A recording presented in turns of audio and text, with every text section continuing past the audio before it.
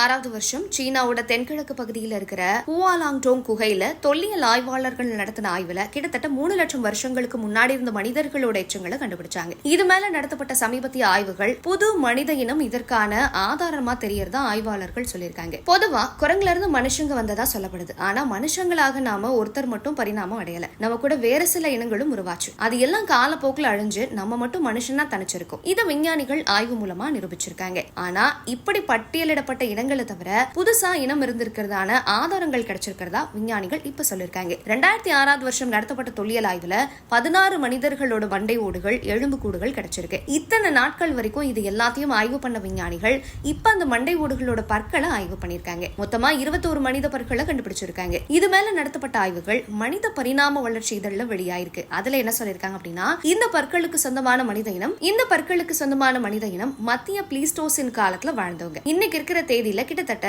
7,81,000 ஆண்டுகளுக்கு முன்னாடி இருந்த காலத்துல இருந்து 1,26,000 ஆண்டுகளுக்கு முன்னாடி வரை நீடிச்ச புவியியல் காலத்தை தான் மத்திய பிளீஸ்டோசின் காலம் அப்படின்னு சொல்றாங்க. இந்த காலத்துல தான் ஹோமோ எரெக்டஸ் மாதிரியான இனங்கள் மறைஞ்சு நவீன மனிதனோட மூதாதையர்களான ஹோமோ ஹெய்டல்பெர்கென்சிஸ் அப்படின்றதும் நியண்டர்தால் அப்படின்ற இனங்களும் தோன்றிருக்கு. ஆனா இந்த பற்கள் மேல குறிப்பிட்ட எந்த இனத்தோடையும் பொருத்தி போகல. மத்த இன மனிதர்களோட பற்களை மாதிரி இது கிடையாது. இது தனித்துவமா இருக்கு. அதாவது 16 மனுஷ பற்கள் கண்டுபிடிக்கப்பட்ட மண்டை ஓடுகள்ல 3வது கடவாய் பற்கள் குறிப்பிடத்தக்க அளவுல சின்னதா இருக்கு. இது நவீன மனுஷங்களோட பொதுவா காணப்படுற ஒரு அம்சம். நமக்கு இப்படித்தான் இருக்கும். ஏன்னா உணவு பழக்க வழக்க மாற்றங்களுக்கு ஏத்த தாடை சுருங்கி இருக்கு. ஆனா கடவாய் பற்களோட வேர்கள் தடிமனாவும் வலுவாவும் இருக்கு. இதுதான் விஞ்ஞானிகளை குழப்பது. இது கிட்டத்தட்ட 17 லட்சம் வருஷத்துக்கு முன்னாடி ஆசியாவுக்கு குடிபெயர்ந்த ஹோமோ எரெக்டஸ் மாதிரியான பழமையான மனித இனத்திற்கு தான் இப்படி இருக்கும். அப்படின்னா ஒரே இனத்துல ஒரு பல் நவீன மனிதர்கள் மாதிரியும் ஒரு பல் பழமையான மனிதர்கள் மாதிரியும் இருக்கு. இது எப்படி சாத்தியம் அப்படின்னா, நமக்கு தெரியாத, நம்ம கண்டுபிடிக்காத ஒரு தனி மனித இனம் வாழ்ந்திருக்கு. அதாவது வாழ்ந்து மறைஞ்சிருக்கு அப்படின்னு கேள்வி எழுது. பற்கள்ல மட்டும் இல்லாம தாடை உடல் அமைப்புகளையும் இந்த முரண்பாடு இருக்கு. அதனால இது தொடர்பான ஆய்வை விஞ்ஞானிகள் தீவிரப்படுத்தி இருக்காங்க. இது எப்படி சாத்தியம் அப்படின்றதுக்கு 3 காரணங்களை